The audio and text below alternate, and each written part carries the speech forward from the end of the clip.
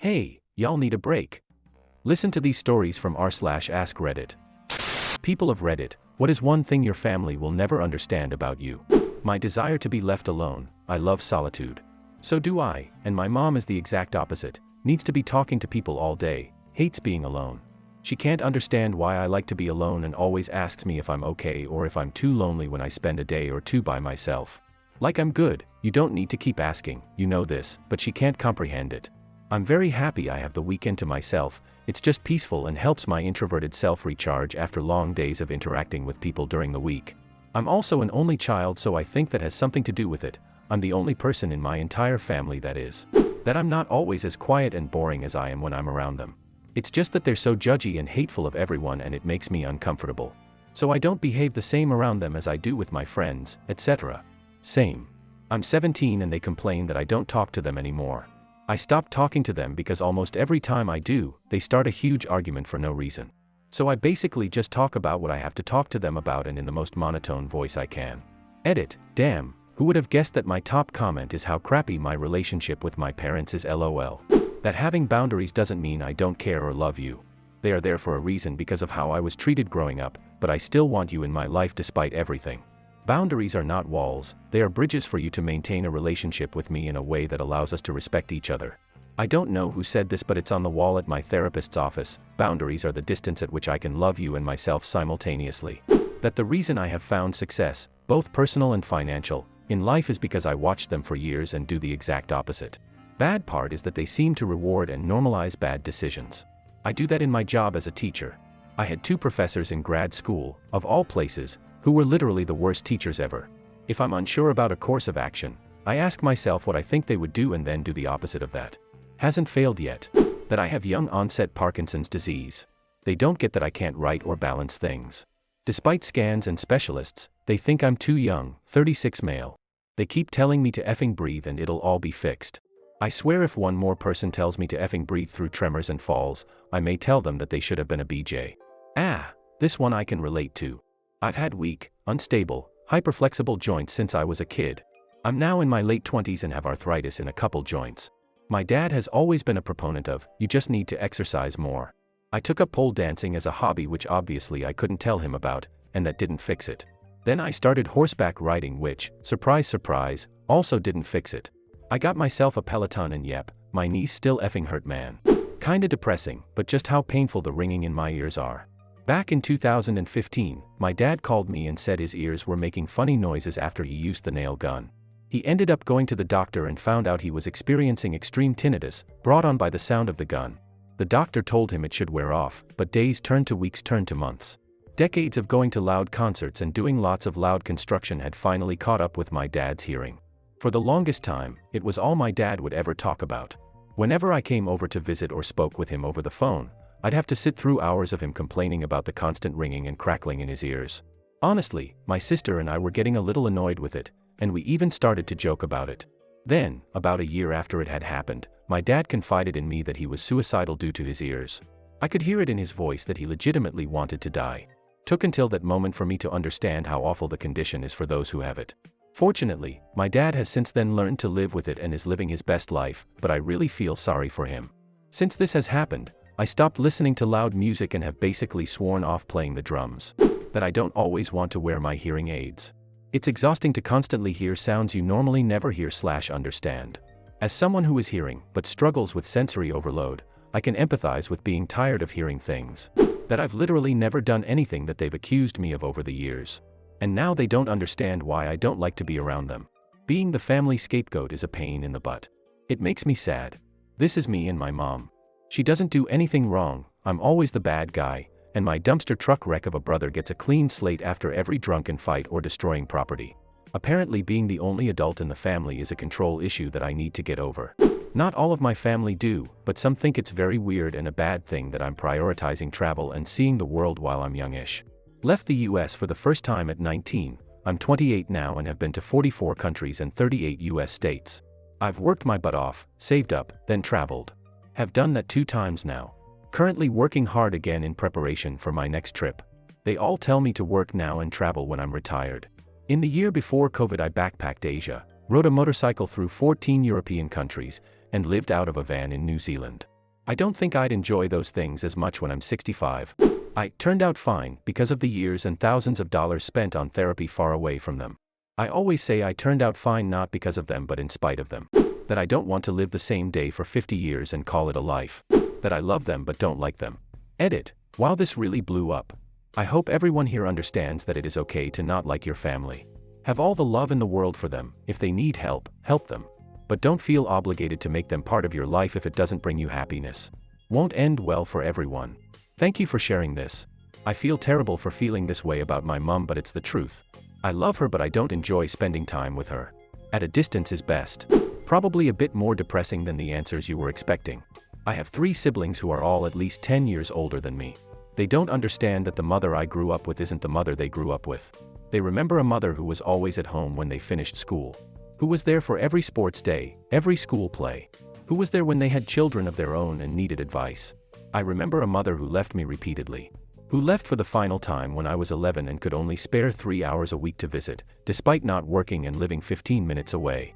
Who didn't give a crap about anything I did at school, how much I struggled being abandoned, or how difficult she made life for me and Dad by contributing absolutely nothing financially. She died years ago, and we can't ever mourn or reminisce together because I can't bear to hear them talk about this amazing woman they all miss, when all I want to do is tell them how effing selfish she was and I wouldn't have spoken to her for the past 20 years even if she was still with us. That sucks, man. Sort of went the opposite way in my family. Mom and Dad got more mellow by the time my sisters came around. They just don't grasp or understand all the ways Mom and Dad weren't there for me, for a long time, or the difference between what they expected from the oldest and only son, and what they were expected to do. Don't get me wrong, we managed to fix things between us over the last 17 years, but things still helped me get a personality disorder.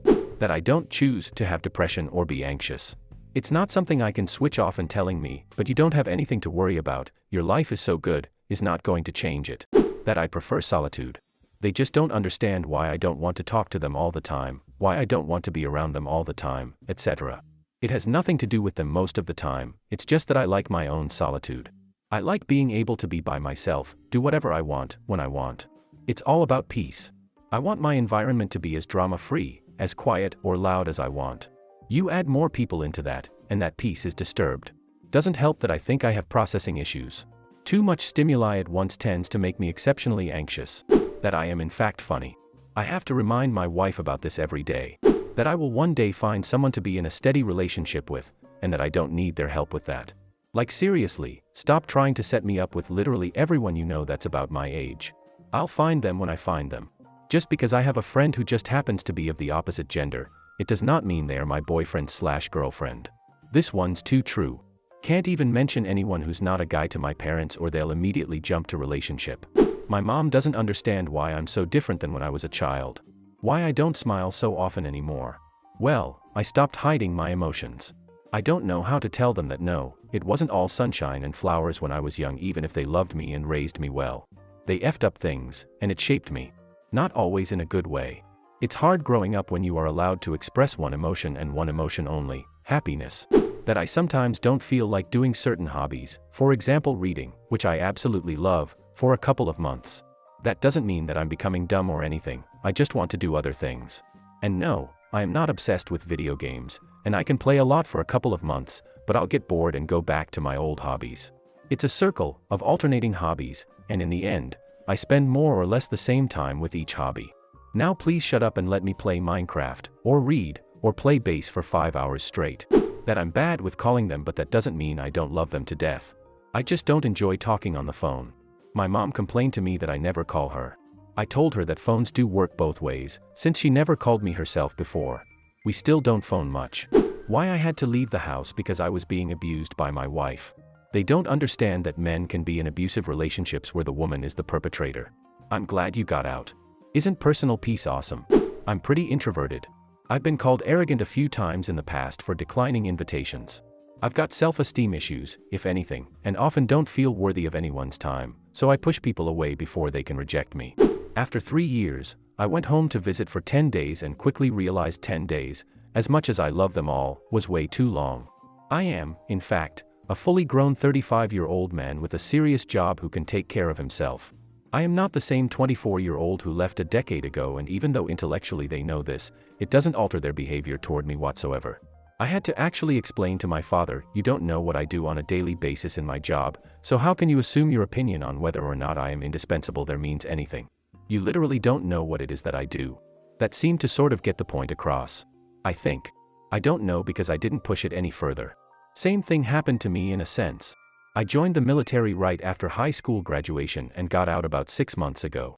Decided to move back home and settle down. My wife, children, and I stayed with my parents for about 3 months while our house was being built, and my dad asked, "Are you okay? You've changed a lot since you joined the military." I responded by saying, "I've seen the world and experienced different cultures from a different lens than that of Fox News. Yes, I'm different from 12 years ago. The military destroyed my body, gave me suicidal thoughts, and threw Motrin at me like it was candy.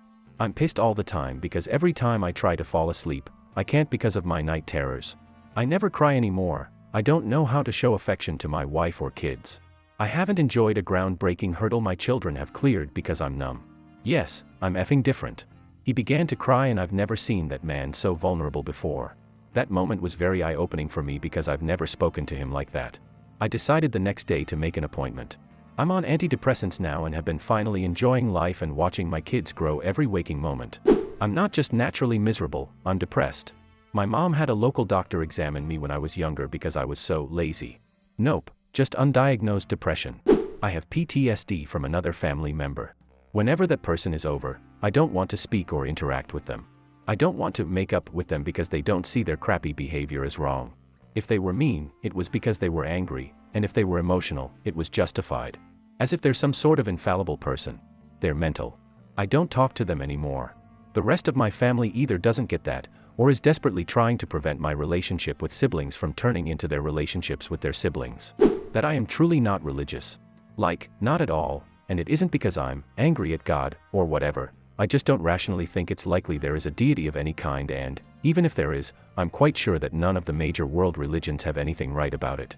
Being far-right evangelical conservatives bordering on fundamentalists, they are completely unable to begin to comprehend this or have any rational discussion. That I stopped caring about them when they hid things from me for years. My parents took my nose 11 years ago and still haven't given it back. Thanks for watching. Like, subscribe and share your thoughts in the comments.